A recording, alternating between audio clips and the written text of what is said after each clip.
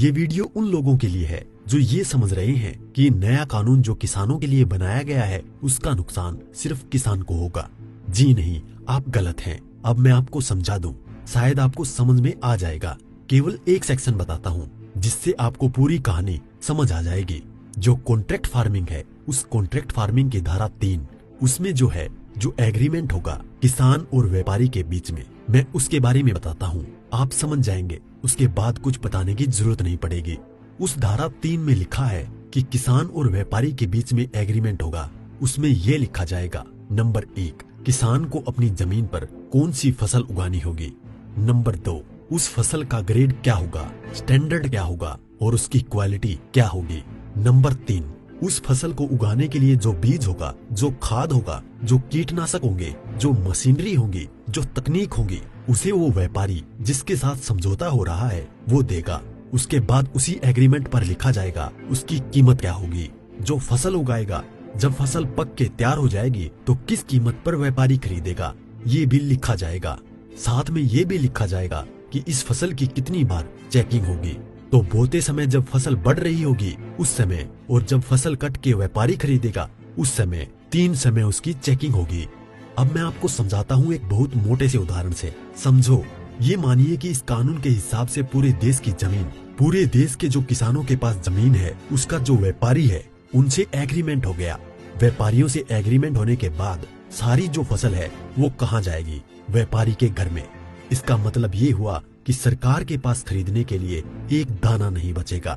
सारी की सारी फसल व्यापारी खरीद के ले जाएगा। और व्यापारी कितनी फसल खरीद सकता है, पहले उस पर प्रतिबंधता थी। अब आवश्यक पशु अधिनियम से वो बैरिकेड हटा दिए गए हैं। यानी कि जो एक लगा रखा था बैरियर कि इससे ज्यादा नहीं खरीद सकते, लिमिट लगा रखी थी, लिमिट को खत्म कर दी। इसका मतलब व्यापारी जितनी चाहे फसल खरीद के अपने गोदाम में रख सकता है। अब मानिए कि पूरी फसल किसान से व्यापारी के घर चली गई, तो आप थोड़ा सा पीछे आइए। 2013 में इस सरकार ने संसद में कानून बनाया था इस देश के गरीब लोगों के लिए, 82 करोड़ गरीब लोगों के लिए। नेशनल फूड सिक्योरिटी एक्ट यानी राष्ट्रीय खाद्य सुरक्षा कानून के तहत 82 करोड़ लोगों को 3 रुपए किलो चावल, 2 रुपए किलो गेहूं और 1 रुपए किलो मोटा अनाज देना था। अब मैं आपसे सवाल पूछता हूँ, अब समझिए, आप सब कुछ जब सारा अनाज व्यापारियों के पास चला गया, सरकार के पास कुछ नहीं है, तो सरकार इन 82 करोड़ लोगों को कहां से अनाज दिलाएगी, पहले तो ये बताएं। इसका मतलब जो 82 करोड़ गरीब सरकार की मदद पर निर्भर था वो खत्म हो गया। मतलब आप कह रहे हैं कि किसानों के खिलाफ बिल है, किसानों की भलाई की बात कर रहे हैं, किसानों के खिलाफ लोग समझ रहे हैं। नहीं, ये पूरे देश के खिलाफ है। इससे 82 करोड़ गरीब खत्म। देश में 5 लाख जो राशन की दुकानें हैं वो भी खत्म। 5 लाख राशन की दुकानों में कुछ रोजगार भी मिलता होगा, वो भी खत्म। अब इसके बाद आप आ जाइए कि जब किसान को सारी चीजें, जो खाद भी है, बीज भी है, कीटनाशक भी है, मशीनें भी हैं, तकनीक भी है, वो व्यापारी जिससे समझौता हुआ है वो ही देगा। तो जो व्यापारी ये काम करते हैं, कोई खाद बेचता है, कोई बीज बेचता है, कोई मशीन बेचता है, तो कोई कीटनाशक बेचता है, वो व्यापारी भी खत्म। तो आपने व्यापारी खत्म कर दिए, गरीब मजदूर खत्म कर दिए, और किसानों को आपने बंधक बना दिया, मजदूर बना दिया, गुलाम बना दिया। कैसे? अब मैं बताता हूँ। जब किसान की जमीन पर एग्रीमेंट हो गया तो किसान चाहकर भी अपनी जमीन में मानो मक्का बोए हुए है, मक्के से एक बूटा तोड़ के नहीं खा सकता। आज की तारीख में तो खेत में जाओ और एक नहीं 10, 20, 50 जितने बूटे तोड़ के खाने हैं खाओ, खूब सेक के रिश्तेदारों को भी ले जाओ। साथ में गन्ना अगर बो रखा है, एक गन्ना नहीं खा सकता। क्यों? क्योंकि व्यापारी से समझौता है। अगर एक गन्ना टूट लिया तो फिर उसके बाद व्यापारी से लड़ते रहो, आप एसडीएम के यहाँ, एडीएम के यहाँ। मतलब ये है कि अपनी ही जमीन पर किसान अपने लिए, अपने बच्चों के लिए अगर मन करता है, जो फसल किसानों ने उगाई है, किसानों की मेहनत है, उसमें से एक दाना नहीं ले सकता। ऐसे कानून का क्या करेगा किसान?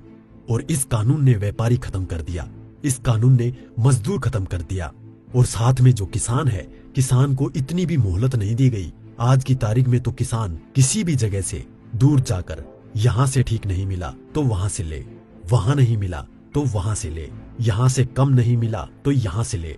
खाद और बीज अपनी मर्जी से ले सकता है, इसके बाद नहीं, इसके बाद तो व्यापारी ही देगा। इसका मतलब ये हुआ कि चंद व्यापारियों के हाथ में पूरा देश जाने वाला है। और जब व्यापारी के साथ में समझौता हो गया तो कोई भी बैंक किसान को लोन नहीं देगा। इसका मतलब ये हुआ कि अगर उसे पैसे चाहिए किससे लेगा? एक ही रास्ता बचा है, उस व्यापारी से। तो सरकार कहती है कि जमीन नहीं जाएगी, तो ऐसे जाएगी जमीन। और उसी व्यापारी से जब वो कर्जा लेगा, धीरे धीरे कर्जा बढ़ता चला जाएगा और कर्जा बढ़ता चला जाएगा, व्यापारी का ब्याज बढ़ता चला जाएगा। लिहाजा जो किसान है अपनी ही जमीन उस व्यापारी को बेचने पर मजबूर हो जाएगा। अब थोड़ा सा पीछे जाओ, आपको ले जाता हूँ 1947 से पहले। उस समय क्या था? इस देश में जो साहूकार होते थे वो ऐसे ही करते थे। किसान को पैसा दिया, वो पैसे पे इतना ब्याज पर ब्याज पर ब्याज पर ब्याज किसान की पीढ़ियां गुजर जाती थी, कर्ज नहीं उतरता था और सारी जमीन जो है वो साहूकार के यहाँ पे चली जाती थी। मदर इंडिया और धर्मेंद्र जी की गुलामी जैसी फिल्में देखें आप। और अगर पढ़ना हो तो गोदान पढ़ो मुंशी प्रेमचंद जी की। पहले वो अपनी ही जमीन पर बंधुआ मजदूर बनेगा, उसके बाद में अपनी ही जमीन बेच जाएगा।